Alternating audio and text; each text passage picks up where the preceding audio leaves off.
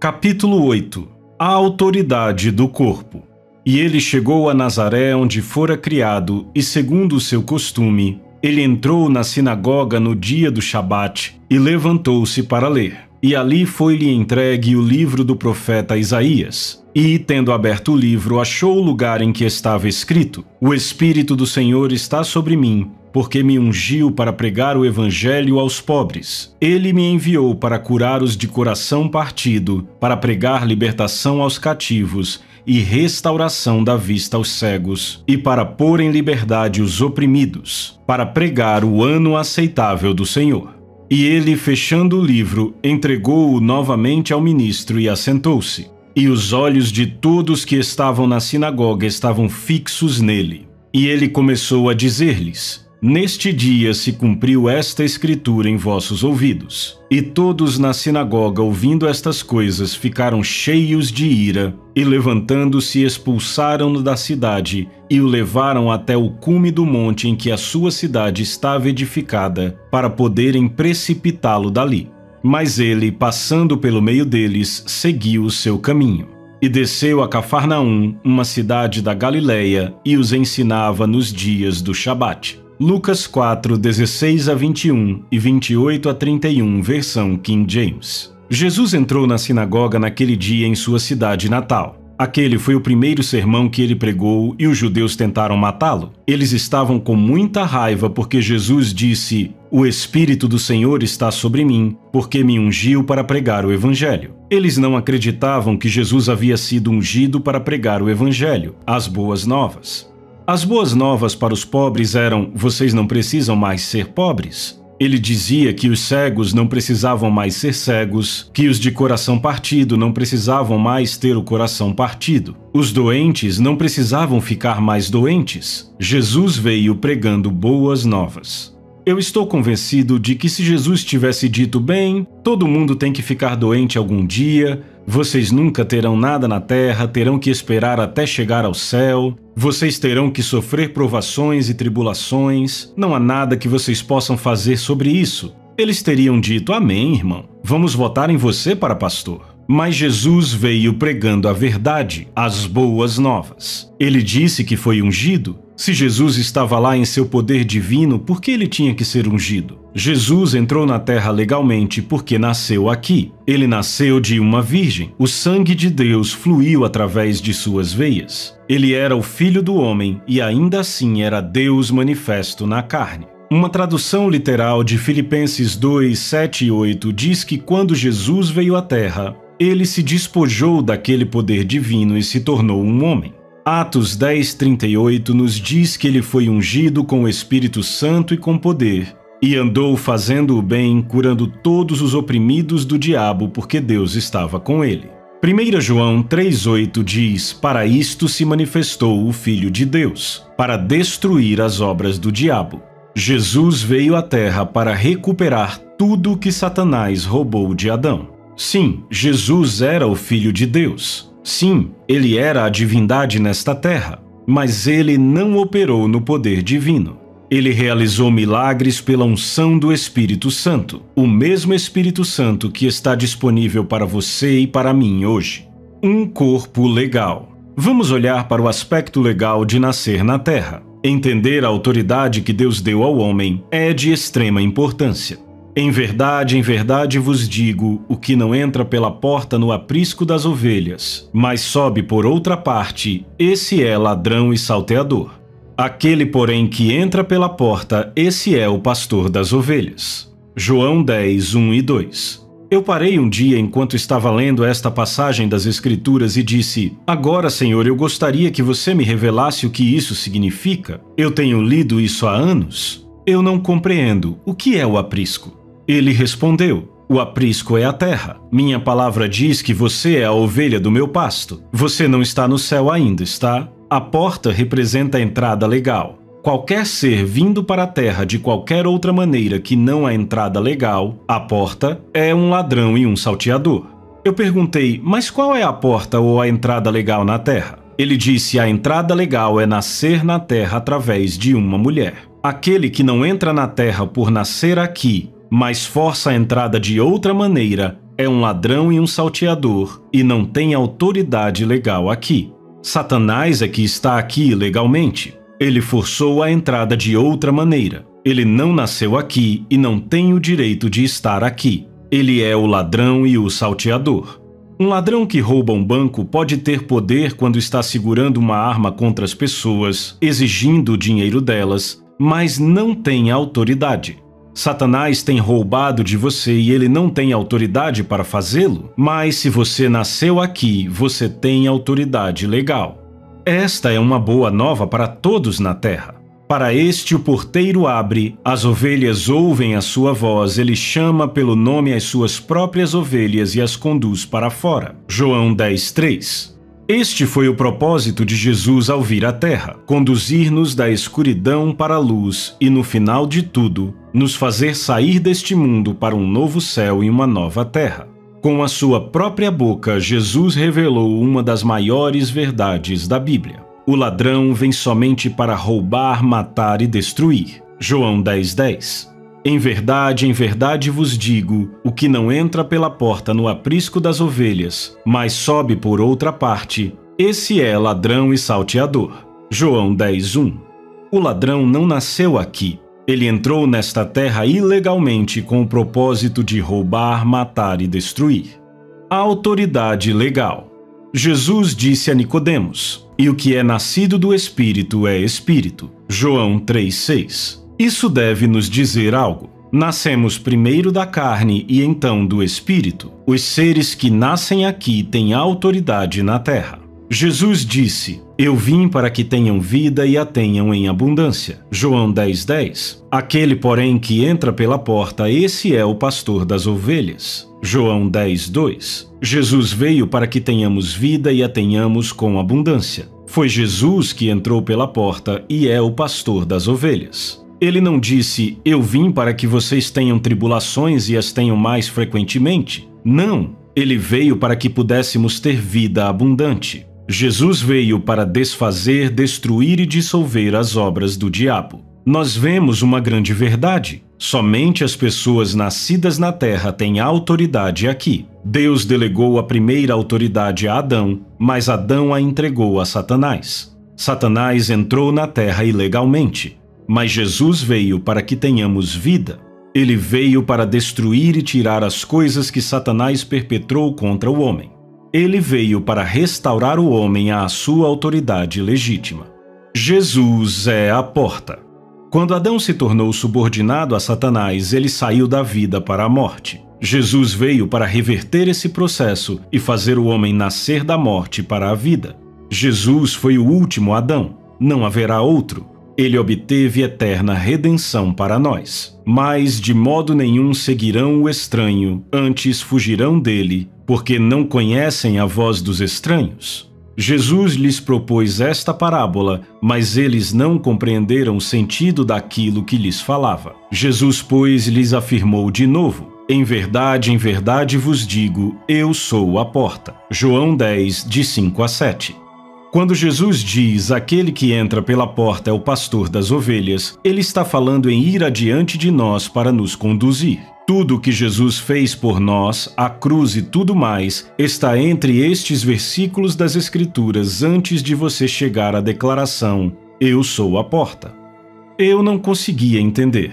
Eu continuei tentando dizer que as duas portas eram as mesmas, mas elas não eram. A primeira porta é uma entrada legal através do nascimento físico, nascendo de uma mulher. Isso nos dá autoridade aqui. A segunda porta é o nascimento espiritual, nascendo do Espírito. Jesus disse a Nicodemos: necessário vos é nascer de novo. O que é nascido da carne é carne, o que é nascido do Espírito é Espírito.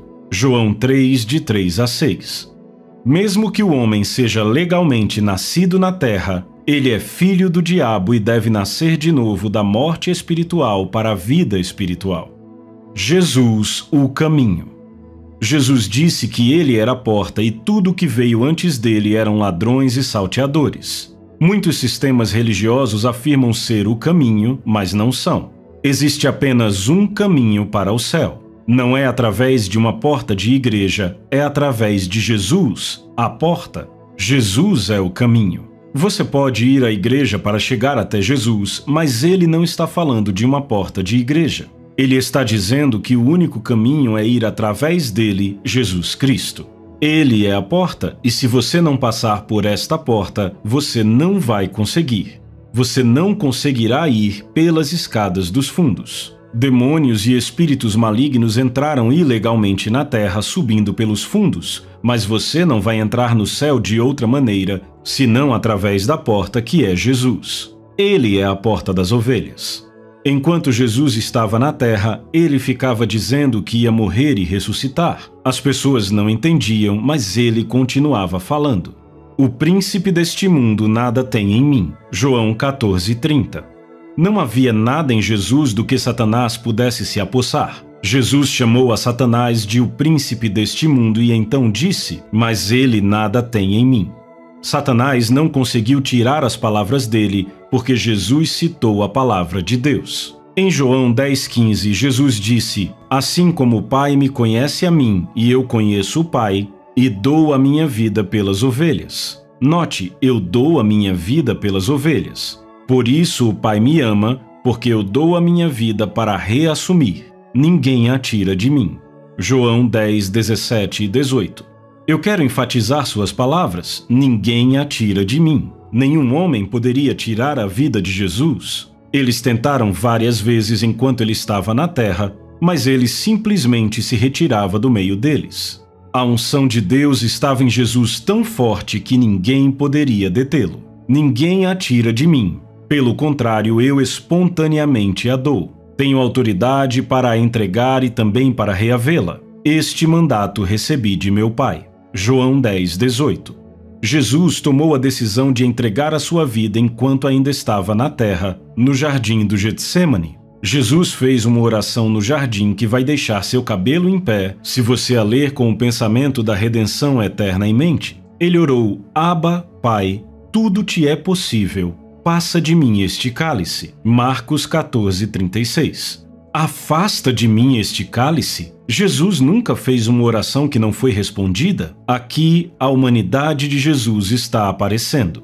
Todas as coisas te são possíveis, então afasta de mim esse cálice? E se Jesus tivesse parado ali e ido embora? Mas ele não o fez. Graças a Deus. Contudo, não seja o que eu quero, e sim o que tu queres. Oh, que diferença a palavra contudo fez nesta oração.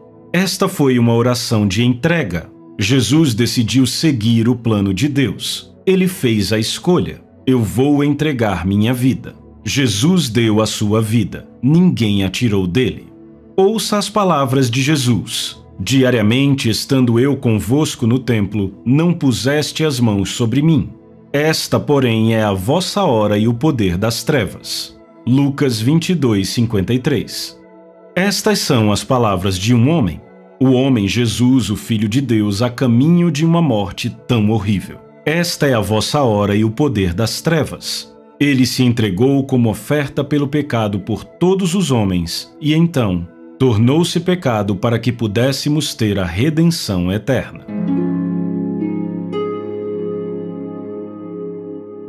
Capítulo 9. A autoridade de Jesus. A autoridade de Jesus e sua unidade com o Pai estão claramente estabelecidas em João 10:30, na versão King James. Eu e o meu Pai somos um. Então os judeus pegaram outra vez pedras para o apedrejarem.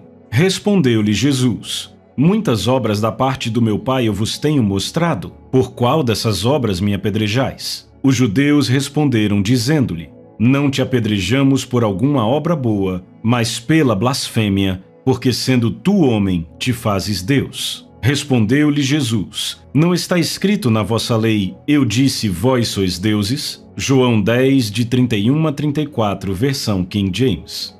A Bíblia Ampliada traduz o versículo 33 assim: porque você, um mero homem, se faz como vindo de Deus. Continuando da versão King James. Respondeu-lhes Jesus: não está escrito na vossa lei, eu disse, vós sois deuses? Se ele os chamou de deuses a quem a palavra de Deus veio e a Escritura não pode ser anulada, àquele a quem o Pai santificou e enviou ao mundo, dizeis vós, Tu blasfemas porque eu disse eu sou o Filho de Deus? João 10, 34 a 36, versão King James. Quando Jesus mencionou que o homem foi criado para ser um Deus sobre a terra, estava citando o Salmo 82, 1. Deus assiste na congregação divina, no meio dos deuses estabelece o seu julgamento. Alguns tradutores, por medo de se meterem em problemas, traduziram como congregação dos poderosos. Mas a palavra correta é Elohim, o plural de Deus. Deus está na congregação dos Elohim e ele julga entre os deuses ou os Elohim. Muitos não sabiam o que fazer com a palavra Elohim, por isso a traduziram como poderosos. Eles não sabiam o que ele estava realmente dizendo, que o homem foi criado para ser Deus nesta terra. Alguém pode dizer, bem, ele está falando sobre a Trindade, Pai, Filho e Espírito Santo. Isso pode soar bem até você ler os versículos 2 e 3. Até quando julgareis injustamente e tomareis partido pela causa dos ímpios? Fazei justiça ao fraco e ao órfão. Procedei retamente para com o aflito e o desamparado. Se ele estivesse falando sobre o Pai, Filho e Espírito Santo, estaria acusando o Espírito Santo e Deus de serem injustos, mas ele está falando sobre o homem. Ele o chama de Elohim, criado à imagem e semelhança de Deus. Deus se duplicou em espécie. O homem foi criado para ter domínio e autoridade na terra. Foi Elohim entre os Elohim. Paulo diz em Efésios 3, 14 e 15: Por esta causa me ponho de joelhos diante do Pai, de quem toma o nome toda a família, tanto no céu como sobre a terra. Observe que não é uma família no céu e outra na terra. Nós somos a família de Deus. Elohim entre os Elohim. O homem precisa retornar ao seu devido lugar e se ver como o Criador o criou. Eles nada sabem nem entendem, vagueiam em trevas, vacilam todos os fundamentos da terra. Eu disse, sois deuses, sois todos filhos do Altíssimo. Salmo 82, 5 e 6. Os fundamentos da terra estão fora de curso. Satanás perverteu o curso da natureza. Eu disse, sois deuses, sois todos filhos do Altíssimo. Todavia, como homens morrereis, e como qualquer dos príncipes haveis de sucumbir. Levanta-te, ó Deus, julga a terra, pois a ti compete a herança de todas as nações. Salmo 82, de 6 a 8. Demônios desafiam a autoridade de Jesus. Nós descobrimos que a autoridade de Jesus veio do fato de ele ter nascido legalmente na terra. Então, aos 30 anos, ele foi ungido com o Espírito Santo para poder desfazer, desligar e dissolver as obras do diabo. Ele foi o último Adão. Jesus tinha a autoridade de um homem, enquanto Deus proveu a unção e o poder. Lemos Lucas 4, 33 e 34, onde a autoridade de Jesus é desafiada. Achava-se na sinagoga um homem possesso de um espírito de demônio imundo e bradou em alta voz: Ah, que temos nós contigo, Jesus Nazareno? Vieste para perder-nos? Bem sei quem és, o Santo de Deus. Os líderes religiosos queriam matar Jesus, mas os demônios o reconheceram. Bem sei quem és, o Santo de Deus. As regiões dos condenados ficaram chocadas quando viram Jesus destruindo as obras do diabo.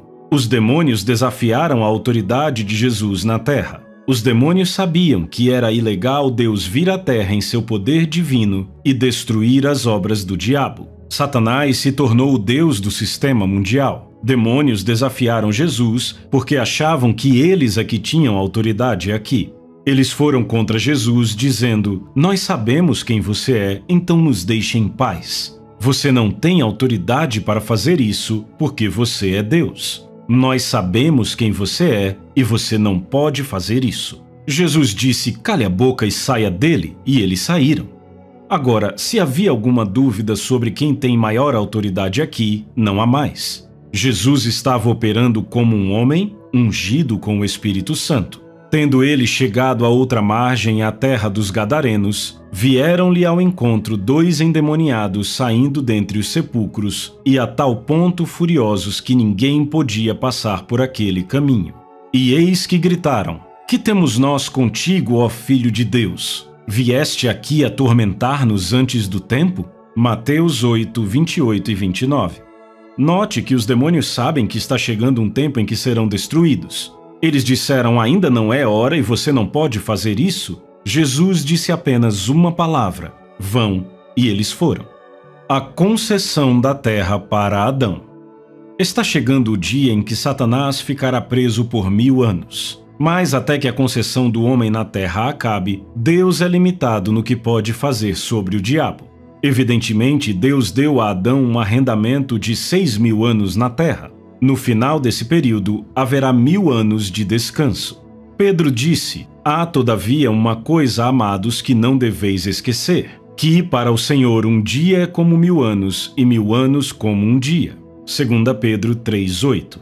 Agora, não tente usar isso toda vez que a palavra dia for usada, porque não servirá. Mas aqui está algo que você precisa ver. Com o Senhor, um dia é como 1000 anos e 1000 anos é como um dia. O contexto é encontrado no primeiro capítulo de Gênesis. Eu acredito que todo o plano de redenção está lá, do começo ao fim. Por exemplo, no 6º dia, Deus criou o homem à sua própria imagem e à sua própria semelhança. Não acredito que um dia de criação tenham sido 1000 anos. As Escrituras provam que isto é errado. No entanto, há um paralelo aqui. O homem foi criado no 6º dia, ele veio à semelhança de Deus no último dia da criação. É no 6º milésimo ano que o homem se parecerá com o que foi criado para ser. Não estou dizendo que todos os homens estão melhorando. Não. Os homens maus vão piorar, mas o corpo de Cristo entrará na perfeição neste último dia.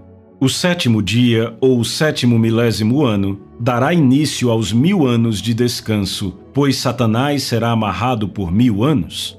Este é o descanso para o povo de Deus. Hebreus 4, de 3 a 9. O arrendamento da vinha. Depois entrou Jesus a falar-lhes por parábola. Um homem plantou uma vinha e cercou-a de uma sebe, construiu um lagar, edificou uma torre, arrendou-a a uns lavradores e ausentou-se do país. Marcos 12, 1. Jesus está retratando um arrendamento na terra. Deus criou a terra para Adão, ele a cercou e deu a Adão autoridade completa, pois seria o governante total desta terra. Adão poderia fazer o que quisesse com ela. Ela foi totalmente entregue a Adão. No tempo da colheita, enviou um servo aos lavradores para que recebesse deles dos frutos da vinha. Eles, porém, o agarraram, espancaram e o despacharam vazio. De novo lhes enviou outro servo, e eles o esbordoaram na cabeça e o insultaram. Ainda outro lhes mandou e a este mataram.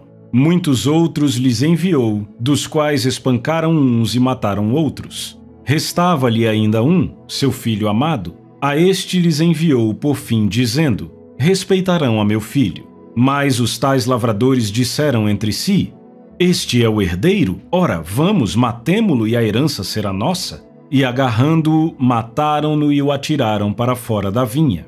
Que fará, pois, o dono da vinha? Virá, exterminará aqueles lavradores e passará a vinha a outros. Marcos 12, de 2 a 9.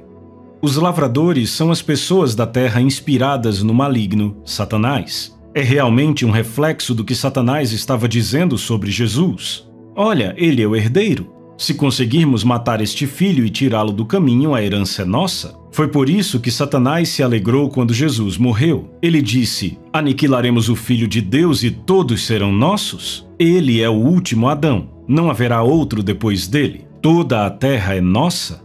Mas Deus tinha outros planos. Há um tempo definido. Satanás e seus demônios sabem que está chegando o dia do acerto de contas. Então, eles desafiaram a Jesus. Você veio nos destruir antes do nosso tempo?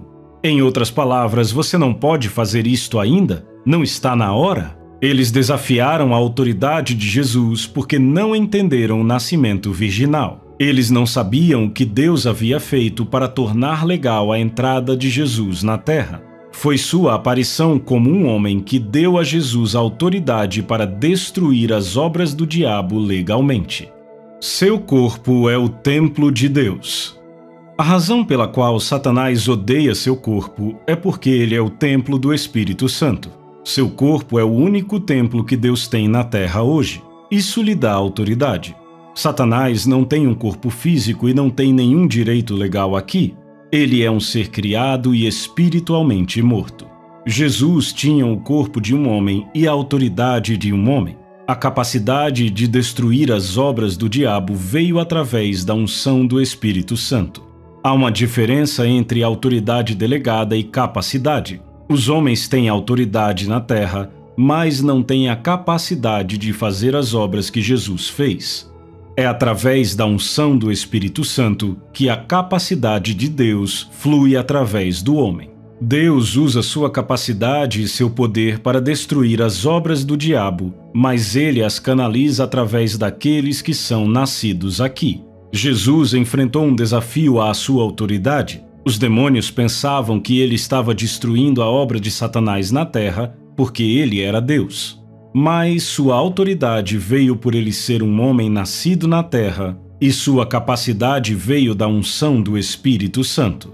Porque assim como o Pai tem vida em si mesmo, também concedeu ao Filho ter vida em si mesmo, e lhe deu autoridade para julgar, porque é o Filho do homem. João 5, 26 e 27.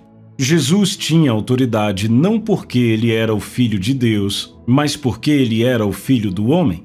A palavra autoridade significa permissão legal para executar poder, ou a capacidade de julgar ou fazer justiça a favor ou contra. Jesus tinha pleno poder como homem e a capacidade de Deus para executar julgamento e usá-lo contra o diabo.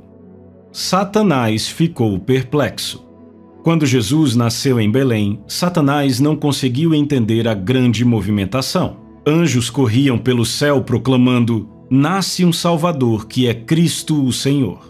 Satanás provavelmente pensou: grande coisa, vou colocá-lo no lugar dele. Mas esqueceu de uma coisa: Deus agora tinha para si mesmo um filho homem na terra. O Filho de Deus despojado de seu poder divino, mas que logo seria ungido com o Espírito Santo e com poder. Satanás logo descobriu que não era páreo para Jesus nem para a aliança. Jesus é desafiado novamente.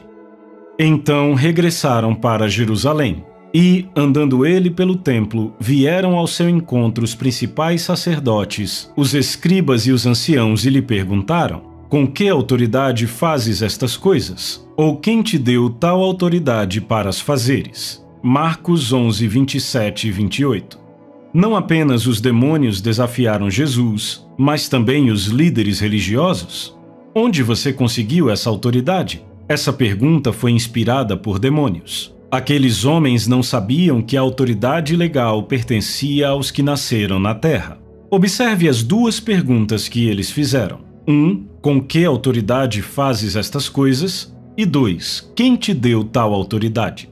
O diabo queria as respostas, então ele levou os líderes religiosos a descobrirem para ele. Jesus lhes respondeu: "Eu vos farei uma pergunta. Respondei-me, e eu vos direi com que autoridade faço estas coisas. O batismo de João era do céu ou dos homens? Respondei." E eles discorriam entre si. Se dissermos do céu, dirá: "Então por que não acreditastes nele? Se porém dissermos dos homens, é de temer o povo, porque todos consideravam a João como profeta." Então responderam a Jesus: "Não sabemos." E Jesus, por sua vez, lhes disse: "Nem eu tampouco vos digo com que autoridade faço estas coisas." Marcos 11, de 29 a 33.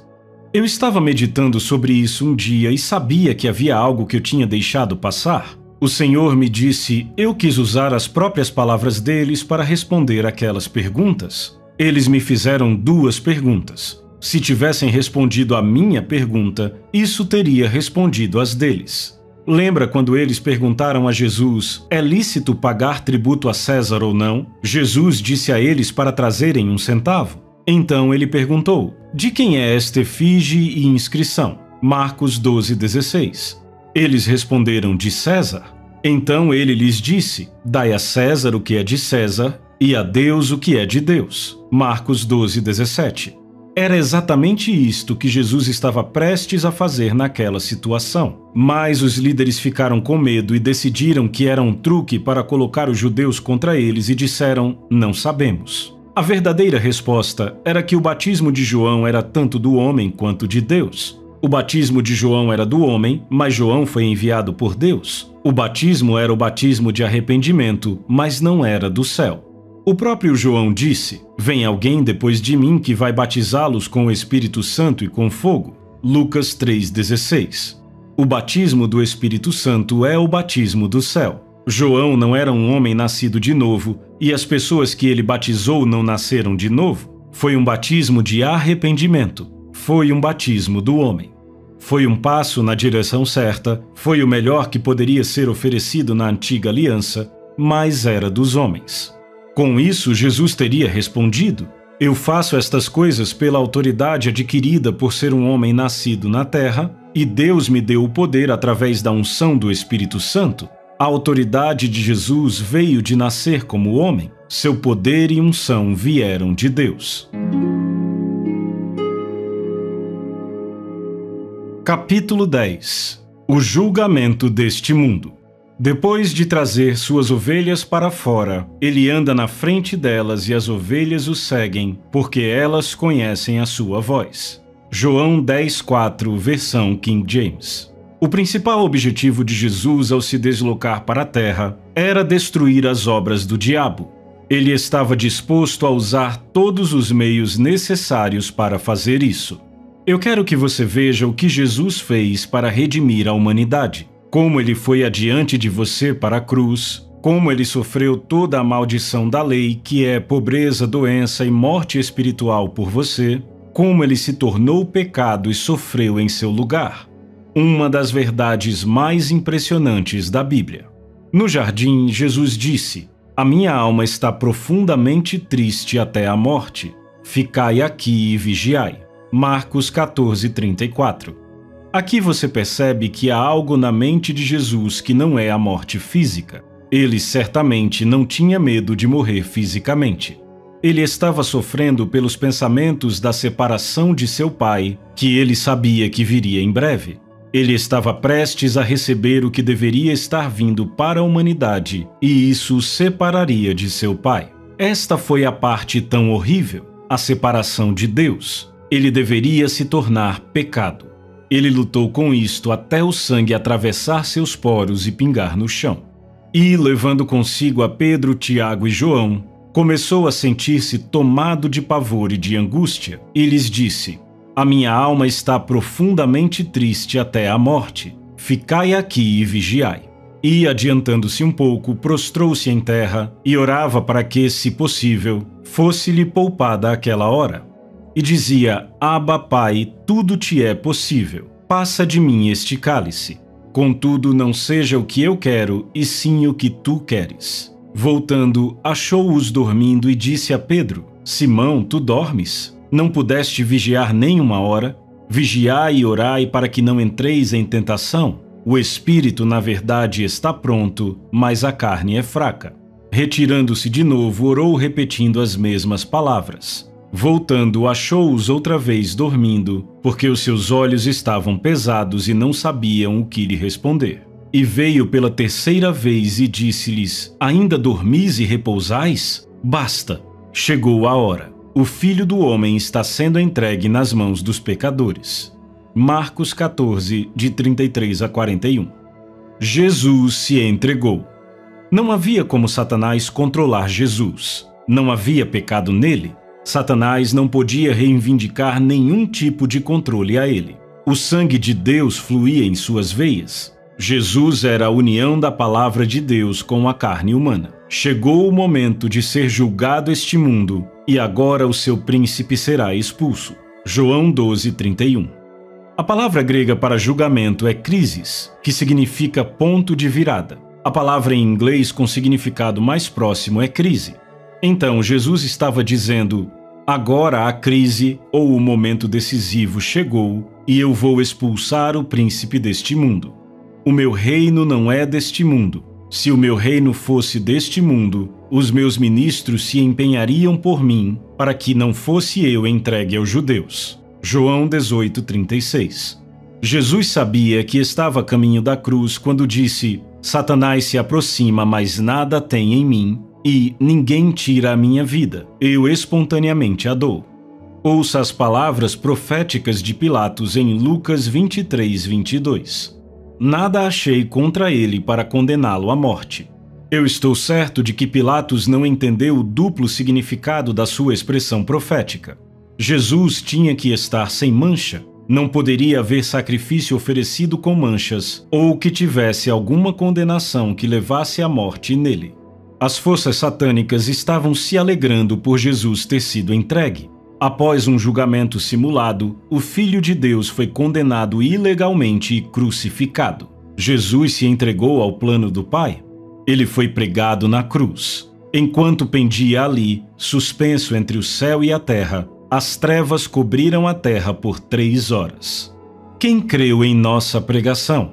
E a quem foi revelado o braço do Senhor? Porque foi subindo como renovo perante ele, e como raiz de uma terra seca, não tinha aparência nem formosura. Olhámo-lo, mas nenhuma beleza havia que nos agradasse. Era desprezado e o mais rejeitado entre os homens, homem de dores e que sabe o que é padecer. E, como um de quem os homens escondem o rosto, era desprezado e dele não fizemos caso. Certamente ele tomou sobre si as nossas enfermidades e as nossas dores levou sobre si. E nós o reputávamos por aflito, ferido de Deus e oprimido. Mas ele foi traspassado pelas nossas transgressões e moído pelas nossas iniquidades. O castigo que nos traz a paz estava sobre ele, e pelas suas pisaduras fomos sarados. Isaías 53, de 1 a 5.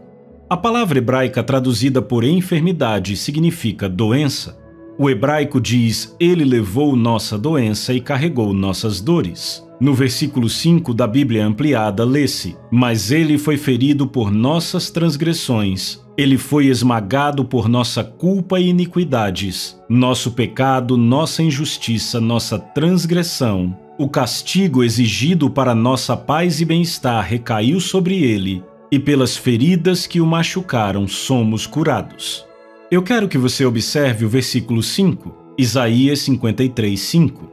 Ele foi traspassado pelas nossas transgressões e moído pelas nossas iniquidades.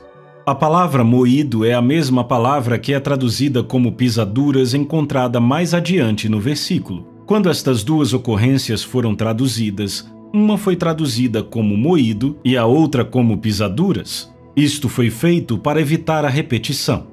Aqui está a chave para entender a cura na expiação. As feridas que foram impostas a Jesus para libertar você dos seus pecados e iniquidades são as mesmas feridas que resolveram a questão das suas doenças e enfermidades. Ele não foi moído por uma coisa e marcado por outra. As feridas eram as mesmas e não se pode separar as coisas. Hoje, algumas pessoas dizem, você pode ser salvo e ter seus pecados perdoados, mas Deus não cura mais. Mas espere um minuto. As mesmas feridas que lhe libertaram das suas iniquidades também lhe curaram e trouxeram libertação ao seu corpo. Então, vamos ler da seguinte maneira. Ele foi ferido pelas nossas transgressões e ferido pelas nossas iniquidades. Somos curados pelas mesmas feridas.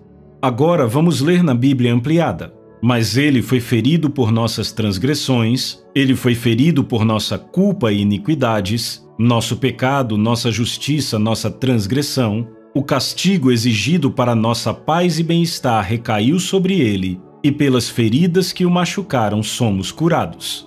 Também podemos dizer, com as feridas que o feriram, somos curados e salvos. As feridas que tiraram suas iniquidades são as mesmas que curaram seu corpo. No que diz respeito a Deus, tudo foi feito ao mesmo tempo, mais de 2000 anos atrás. Morte dupla.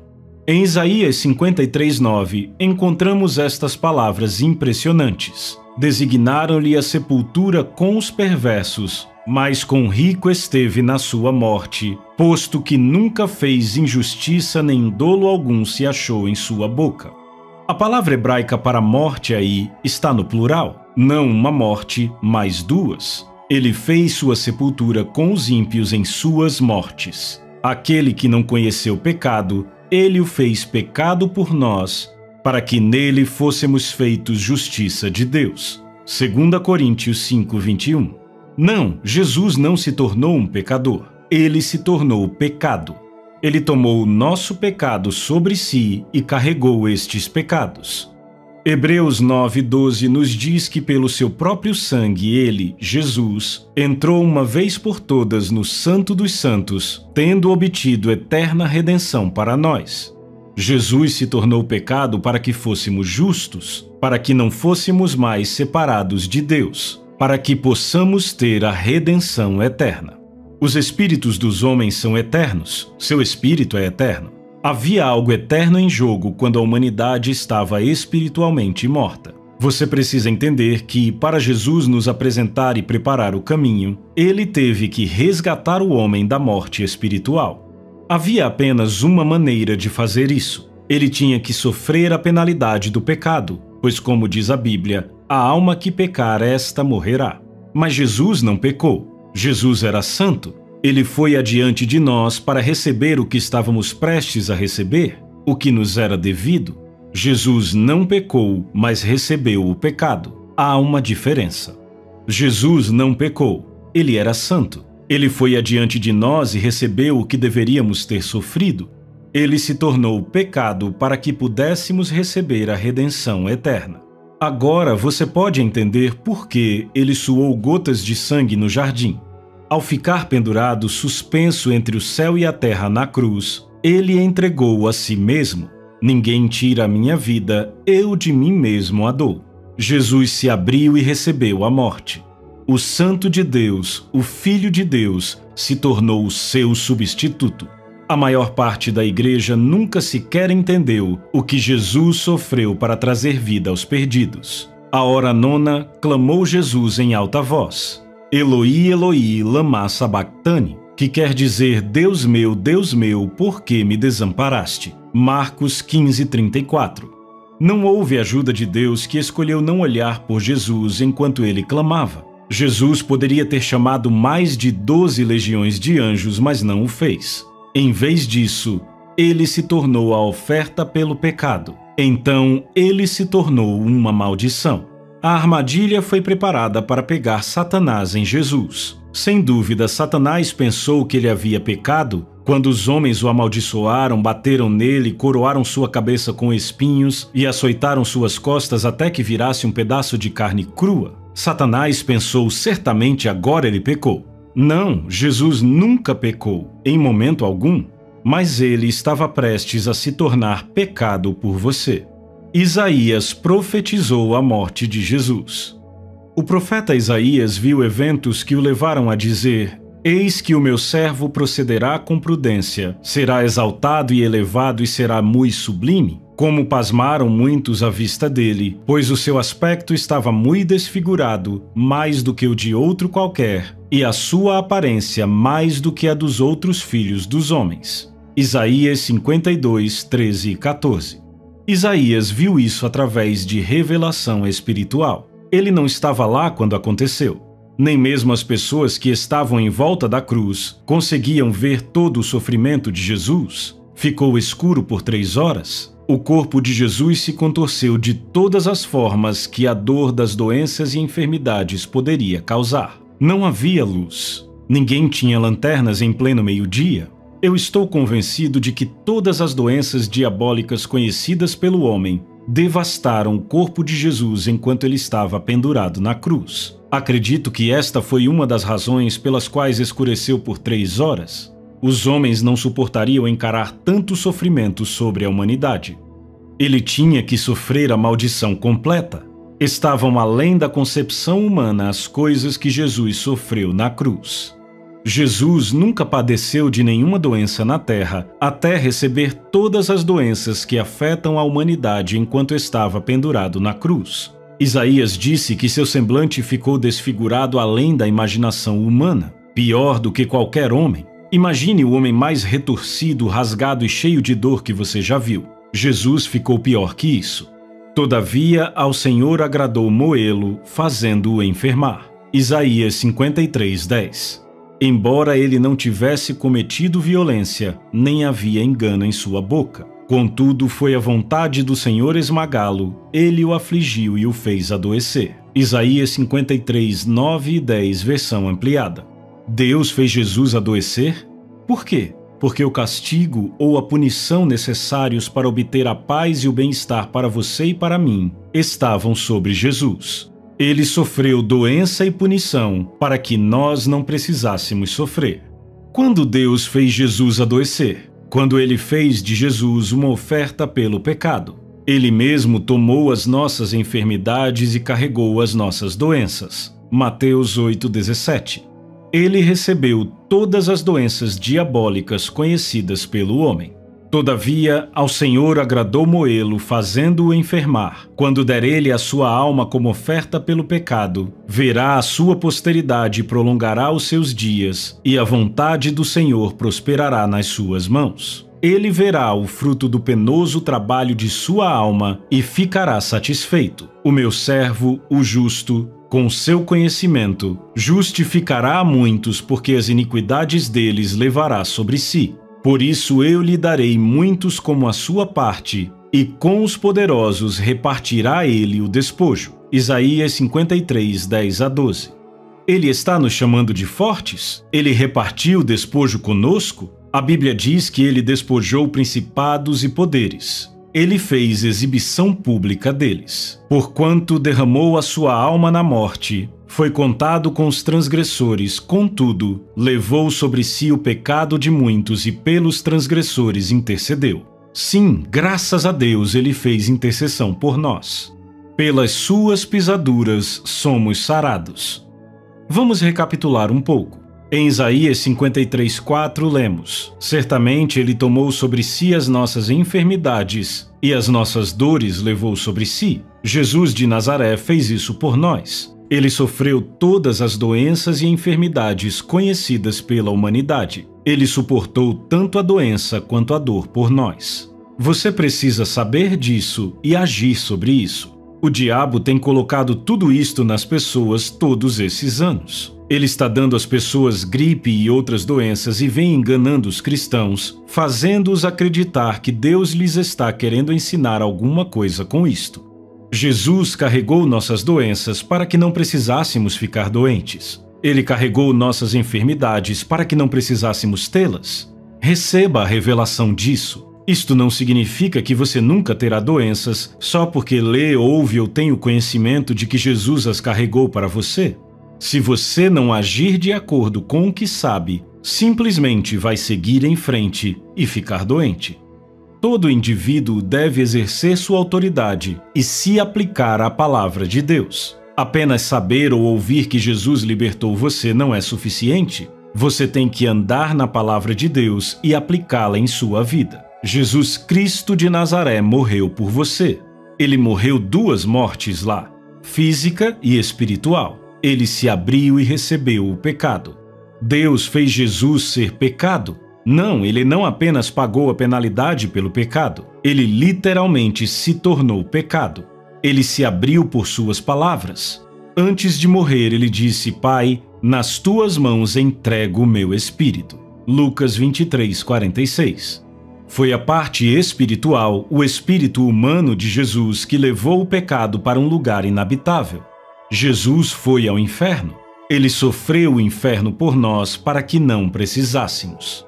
Designaram-lhe a sepultura com os perversos, mas quão rico esteve na sua morte. Isaías 53:9. A palavra para morte aí, como eu já disse, está no plural. 2, não uma morte. Mas primeiro a oferta pelo pecado foi feita. A oferta pelo pecado veio primeiro. Jesus, santo, sem pecado e perfeito, foi a oferta pelo pecado. Davi profetizou.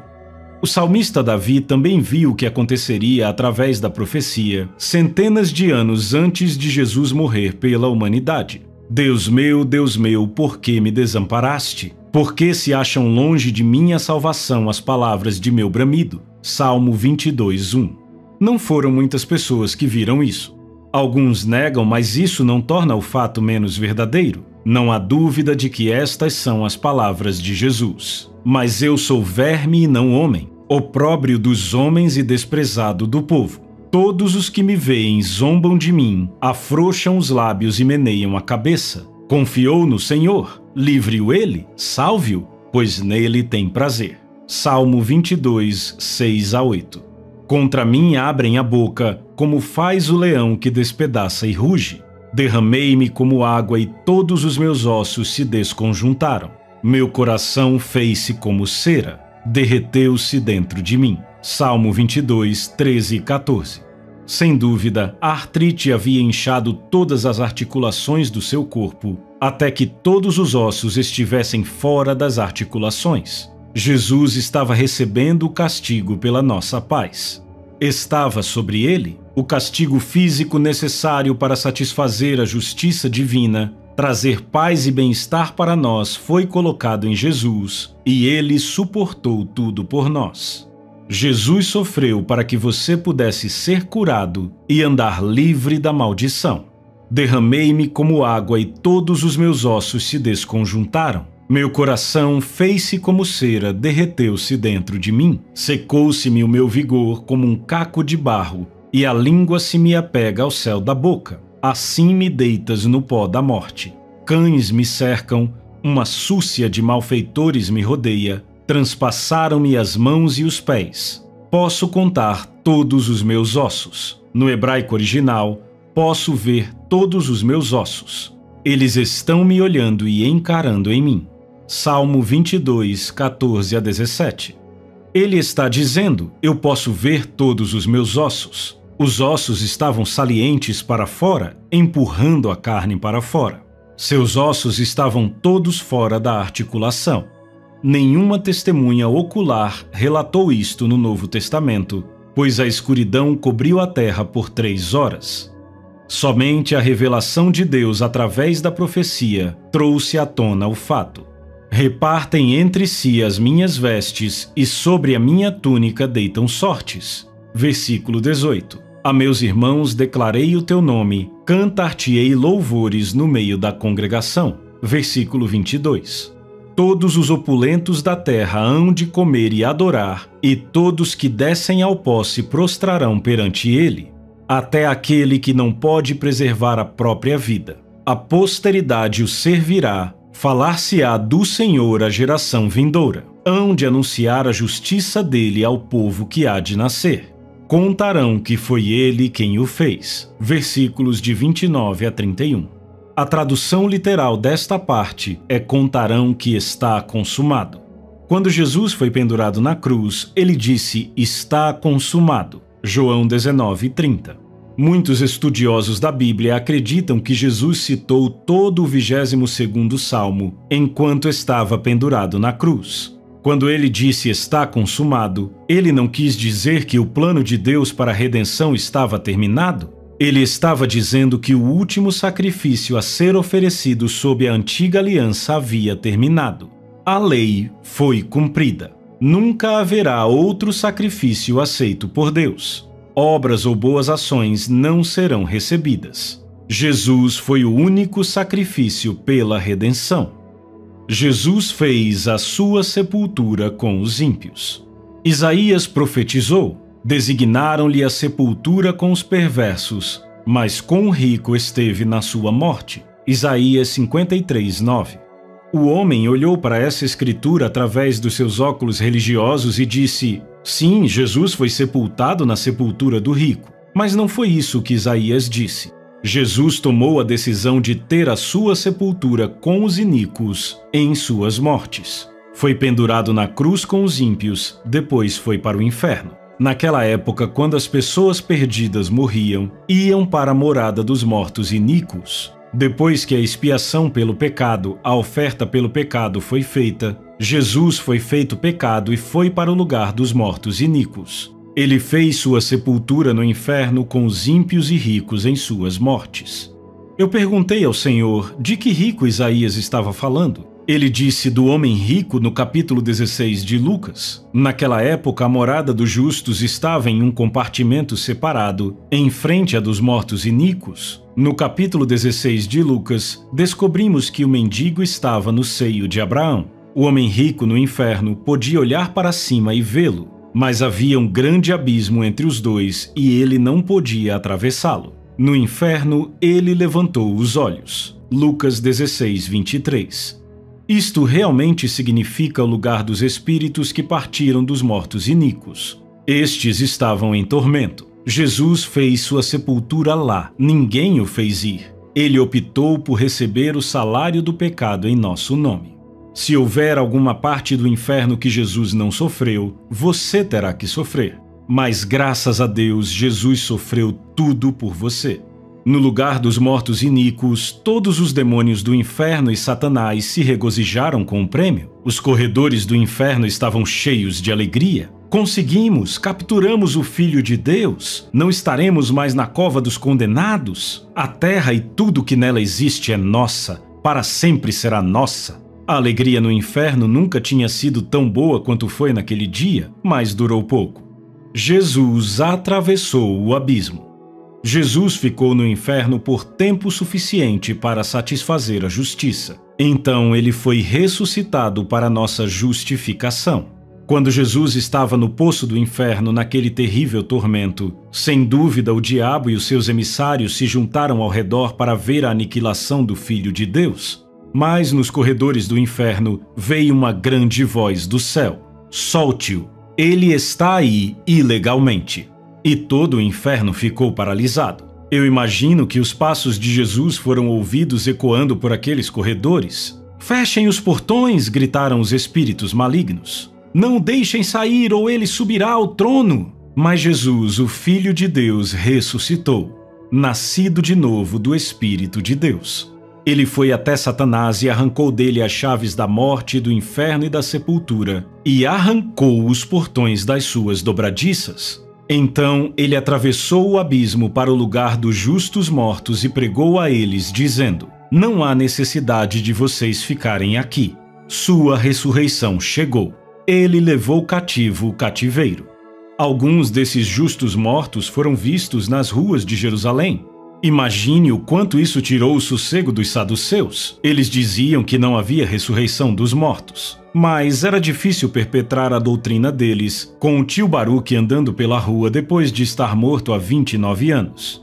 Paulo disse em Colossenses 2,15: e despojando os principados e as potestades, publicamente os expôs ao desprezo, triunfando deles na cruz. A palavra despojar significa literalmente despir ou despido. Satanás não tem nada para vestir. Sua autoridade se foi. Jesus despojou Satanás de sua autoridade. O apóstolo Paulo disse: porque não há autoridade que não proceda de Deus, e as autoridades que existem foram por ele instituídas. Romanos 13:1. A razão pela qual os espíritos malignos não têm poder é porque Jesus os despojou. Eles não têm mais nenhuma autoridade na terra, a menos que você lhes dê a sua autoridade. Permita-me parafrasear o que o profeta Isaías disse. Eles olharão para Satanás no milênio e dirão: você quer dizer que foi esta coisa que enganou o mundo? Essa coisinha? Você está me dizendo que por um tempo eu deixei esta coisa me governar? O julgamento deste mundo já chegou, a crise é passado. O príncipe deste mundo foi expulso.